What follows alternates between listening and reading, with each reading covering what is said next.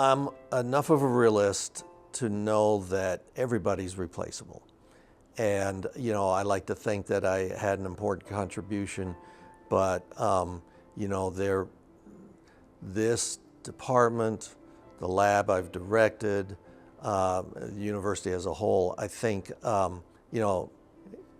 going to be fine. Have I helped maybe carve a little bit of the direction that things go? Perhaps. In the future, bigger, better, more exciting things will come about. Maybe I had a little, helped carve that trajectory a little bit. But that remains to be seen. And that's what's exciting, is you step away saying, okay, where it's kind of like watching your students leave, or our children leave the nest and go out and have independent lives of their own, and it's exciting to see that. I think it'll be sort of the same way with the university and our department and our laboratory.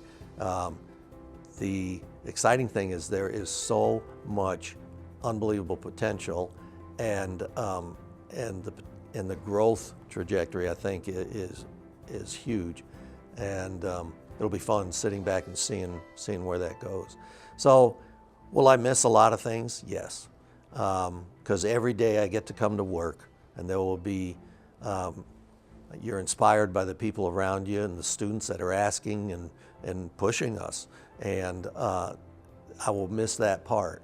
But I'll be able to move on to the next chapter and see what that brings. So it's a good experience and it's a bad experience, in that I will miss parts of it, but I am excited for where I'm headed personally and where this department's heading. Well, that's a great question. At the time, my wife and I were employed as professors at the University of Memphis. And we loved our job there. It was good for us professionally. We had started a family there. That's where we had met. And we both had very strong research agendas going. But the opportunity here at Kansas came up to come here and to be a department chair. And a lot of the things, even though we weren't looking to move, a lot of the things that we knew were desirable if we were to ever move, coming to Kansas would fulfill them. A strong university with a doctoral program, a rich history in both of our fields, living in a college town, being near a metropolitan area, but also being able to raise a family in a rural or somewhat rural setting. There was just a lot of factors that came into play, and it was a move we have never regretted. Well, the Department of Health, Sport, and Exercise Sciences here at Kansas has a long and rich history. So if you're into sport history, you know that our first chair was James Naismith, who was the inventor of the game basketball. And of course, Kansas is well known for its basketball teams. And the second chair of the department was Fogg Allen, who again is called the father of basketball because of all the innovations he brought. And over the next 104 years, there were two more chairs. One was Henry Schenck, who was a leader in the field, and then Dr. Wayne Osnes, who was chair for well over 30 years and was chair of the U.S. Olympic Committee and just a big name in the field. So over the first more than a century, there'd been four big-time leaders in the field, and this department was poised to get to the next level, so to speak, and so the opportunities here were tremendous. Well, coming to Kansas, I would say the department was in a transition phase. Tremendous people were on board, but there needed to be a transition to having a greater emphasis on the research side of things. And that's a tough one because that doesn't happen overnight. And so during my time as the chair, it was important to help facilitate each of our faculty members' journey as they moved and gravitated toward a stronger scholarly productivity agenda. And that was challenging, but that was also very rewarding. And since I stepped down as chair, we've had the following chairs have just reinforced that and really enhanced what our department does from a research side as well as the teaching side. And so that was a challenge, but the support from higher up in administration was there, and really the pieces were lined up for that transition to happen, and so that's kind of resulted in where we are now. Well, I think related to a lot of other factors are the people that are here.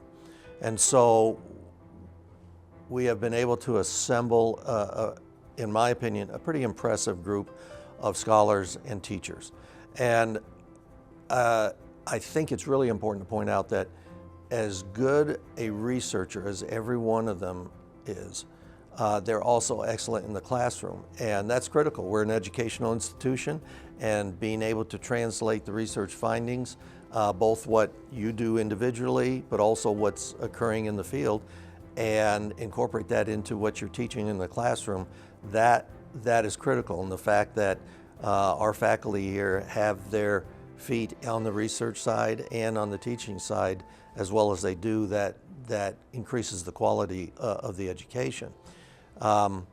So we've been able to bring in a number of people that are heavy hitters in the areas of muscle physiology, of motor unit recruitment, of heart rate variability and biorhythms, biological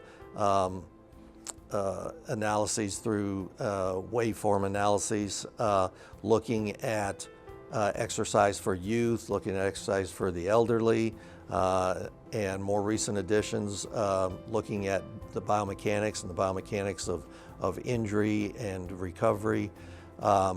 Having a group of strong researchers like that is critical, and it sets the tone for our program. And I was talking specifically about the exercise physiology program, but meanwhile the sport management program has just exploded, and it was already strong when I came here, but in recent years that has really taken off. The health education program has had a resurrection, and there's been, the benefits of having a really strong group of colleagues. For me personally, several years ago, we had the opportunity to really focus on sport performance. And as popular as sports science is these days, and it's growing by leaps and bounds, exercise science is not the same thing as sports science. They're closely related, but the lab that I've been directing, the Jayhawk Athletic Performance Lab, was fortunate enough to get extensive funding for a number of years to study sport. And we do this in collaboration with colleagues at a number of institutions in the WUSI Human Performance Alliance. But the funding and the opportunity to really study carefully sport performance and all the facets of it is an opportunity that I never would have dreamed of. And so that has been extremely exciting. The Jayhawk Athletic Performance Lab started around 2012, somewhere around there. And essentially, we've been doing work in the sport area. My personal areas of research have, for many years, been the endocrinology of exercise and sport, or the hormonal responses, the muscle at the cell and molecular level, as well as whole level, performances and responses to training and to sport, but also sport performance itself.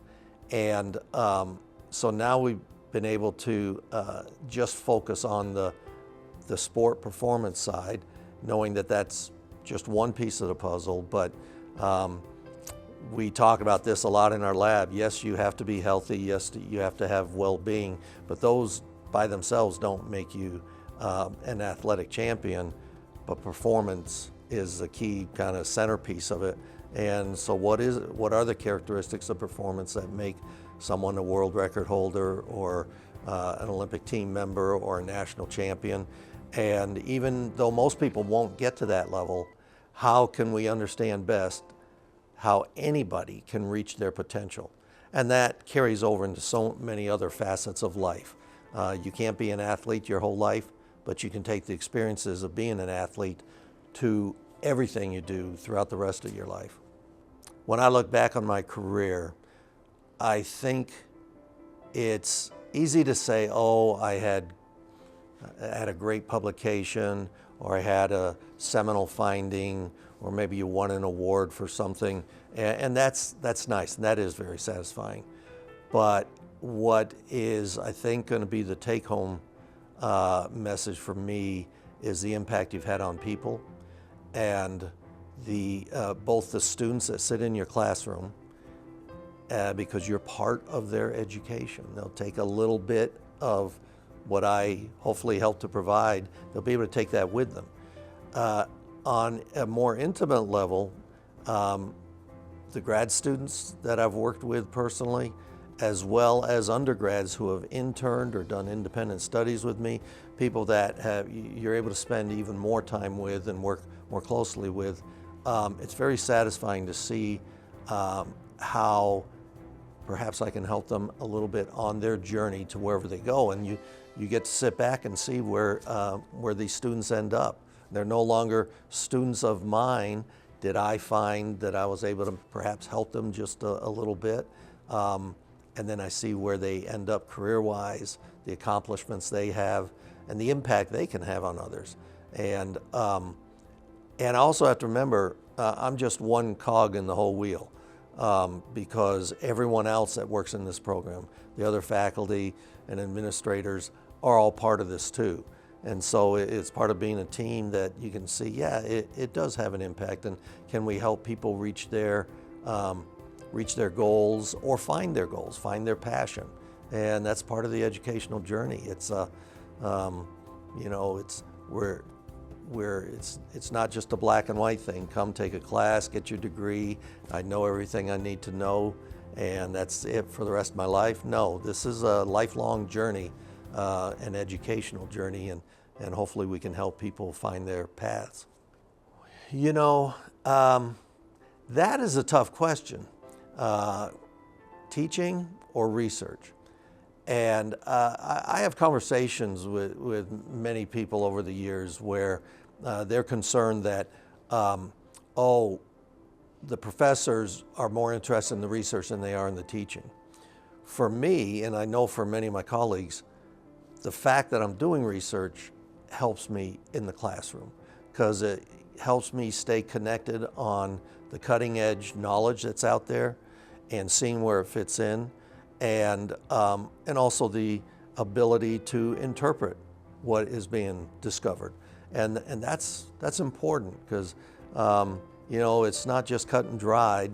You've got to be able to interpret and apply these findings. I think they really work hand in hand. And even if my job was just teaching, to be effective, you really need to stay on top of what the latest is. And that's why you have continuing education, professional development. You go to conferences and hear experts speak, and you get to talk to colleagues, and you interact. And so the students are on their educational journey. I've been on an educational journey, and I still am, because I'm still reading and learning and expanding, and that's what's exciting. We're in the knowledge business in this profession of education, and it never ends. Well, as I approach my last day at KU, so yes, I'm retiring from the University of Kansas. I've been blessed with being given emeritus status, so I will still have an affiliation. There's so much that goes on in the lab that I've been directing over these past years that I still expect to be involved with to some extent. But I'm not retiring from the field or the discipline. I have numerous writing tasks ahead that I'm looking forward to. I still have many collaborations with colleagues here as well as at other institutions. I expect to be working with some of the private sector partners we've had over the years.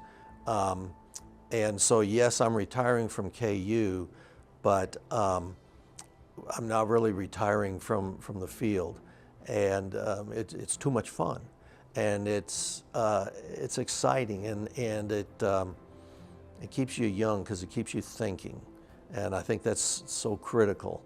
I am not going to be sitting on the end of a dock at a fishing cabin somewhere. One, I don't have one, so I can't do that, but I'll be able to do some things away from work or from KU, and I'll have a lot more flexibility, but I will still be involved, and I find that exciting.